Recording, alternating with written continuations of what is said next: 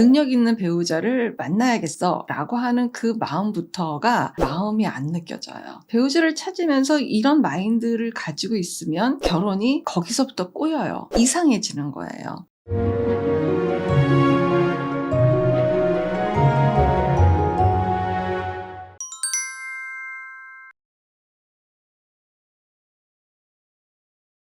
안녕하세요. 이주은 부부상담 원장 이주은입니다.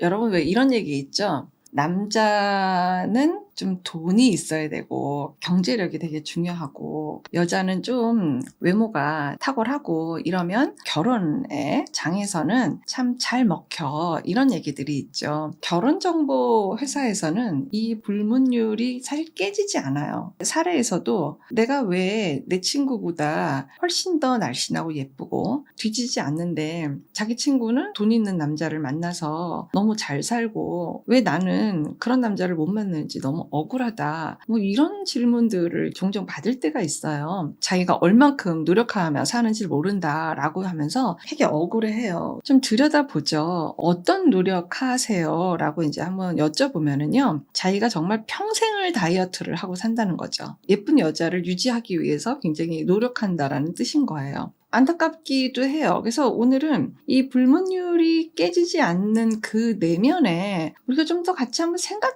봐야 될 것들이 있는 것 같아서 좀 얘기를 해보려고 해요. 여성의 외모는요, 시간이 가면 갈수록 경쟁력이 떨어져요. 그럴 수밖에 없겠죠. 늙잖아요. 일단 퇴화된다고 보셔야지 되는 거예요. 그런데 남성들의 어떤 능력, 경쟁력이라든지 실질적인 어떤 재산 형태, 어떤 돈, 연봉, 그가 갖추고 있는 능력은요, 시간이 지나면 지날수록 그거는 증가하는 자산이에요. 이쪽에서 아무리 젊음을 유지하고 여러 가지 노력을 한다고 해도 게임이 안 돼요. 사실 그런 의도가 상대편 배우자한테 안 갈 거냐는 거죠. 여러분들이 이거를 좀 생각을 해보셔야 될 것 같아요. 이건 정말 인간적인 마음인 거거든요. 배우자를 찾으면서 이런 마인드를 가지고 있으면 결혼이 거기서부터 꼬여요. 이상해지는 거예요. 능력 있는 배우자를 만나야겠어 라고 하는 그 마음부터가 거기에 마음이 안 느껴져요. 슬프게도 마음이 없어요. 그런 배우자도 그 마음을 알아요. 만약에 그 상대편 남자도 예쁜 여자를 찾아서 왔다고 했을 땐 더 많이 꼬이겠죠? 무슨 소리냐? 이런 남성들은요, 일정 시간이 지나가게 되면 더 젊음을 찾아서 가도 괜찮을 수 있다라는 생각을 하고도 남겠죠. 그러면 그때 가서 당신이 뭐 외도를 했네, 뭐 나를 배신을 했어, 이런 것들이 과연 받아들여질 거냐? 요즘은 외도가 범죄가 아니에요. 받아들여지지가 않아요. 왜냐하면